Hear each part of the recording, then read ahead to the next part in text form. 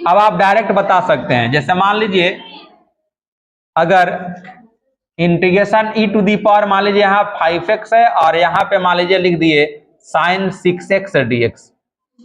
अब इसको आप बनाइएगा तो पूरा पेज भरेगा, लेकिन अब इसको हम लोग डायरेक्ट आंसर लिख देंगे। सबसे पहले हम लोग ये देखेंगे a का वैल्यू कितना है, a का वैल्यू यहाँ है 5 और b का वैल्यू कितना है 6।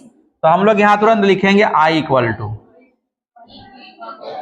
ई टू दी पावर 5x लिख लेंगे डिवाइड a का स्क्वायर मतलब 5 का स्क्वायर हो जाएगा 25 प्लस 6 का स्क्वायर हो जाएगा 36, ब्रैकेट बंद कर लीजिए।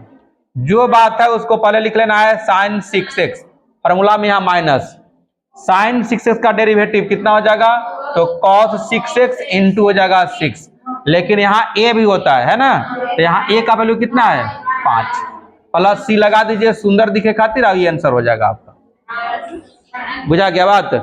तो ये है जोड़ देंगे, जोड़ दीजिए, वो काम आपका है, इसको जोड़ दीजिए। ई टू दी पावर मान लीजिए 5x, इसको जो 6 5 11 3 2 5 1 6 हो जाएगा।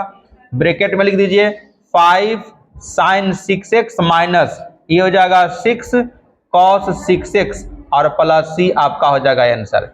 जनरल टर्म में इसी की बात कहा जाए तो देखिए सवाल नंबर देखिए कैसे आसान तरीका एकदम बनाने सीखिए। कोई देखिए ट्रिक कहीं अलग से नहीं आता है, जो आप पढ़ते हैं वहीं से आप चाहिएगा तो आप भी वो चीज को निकाल सकते हैं। उसका आप कंपेयर करने सीखिए कि आखिर ए प्लेस पर क्या रहा होगा, बी प्लेस पर क्या रहा होगा, सभी में साइन चेंज हो रहा है कि नहीं, तो आप वहां से लिख सकते हैं। जैसे मान लीजिए अगर सवाल हम यहाँ पर लिख देता हूं ई टू दी पावर मान लीजिए यहाँ पर लिख दीजिए 4x और यहाँ लिख दीजिए मान लीजिए अब कि हम cos 9x dx, तो अब कुछ नहीं करना है, बस काम वही करना है। देखिए तुरंत लिखिए ई टू दी पावर आप लिख दीजिए 4x, क्योंकि a का वैल्यू देखिए यहाँ पे है और b का वैल्यू देखिए ये वाला है आपका, तो यहाँ पर लिखेंगे 4 का स्क्वायर कितना हो जाएगा 16, 9 का स्क्वायर 81, ऐसे बंद कर लेंगे। cos 9x है तो आराम से ऐसे आप लिख दीजिएगा इसको, लेकिन यहाँ फॉर्मूला है माइनस होता है जरूर, लेकिन इसका डेरिवेटिव कीजिएगा ना तो साइन का हो जाएगा 100 cos का हो जाएगा माइनस साइन, ये हो जाएगा प्लस में हो जाएगा, और ये हो जाएगा आपका कितना साइन 9x, और 9x का कीजिएगा तो हो जाएगा फिर आपका 9, ब्रैकेट बंद कर दीजिएगा c, लेकिन यहाँ a भी होता है, a का वैल्यू लिख दीजिए 4, इसको जोड़ करके आप लिख लीजिएगा। ठीक है, ये आपका आंसर हो गया। इसका जनरल में हम लिख दे रहे हैं ए बी के रूप में, उसको आप याद कर लीजिएगा हमेशा।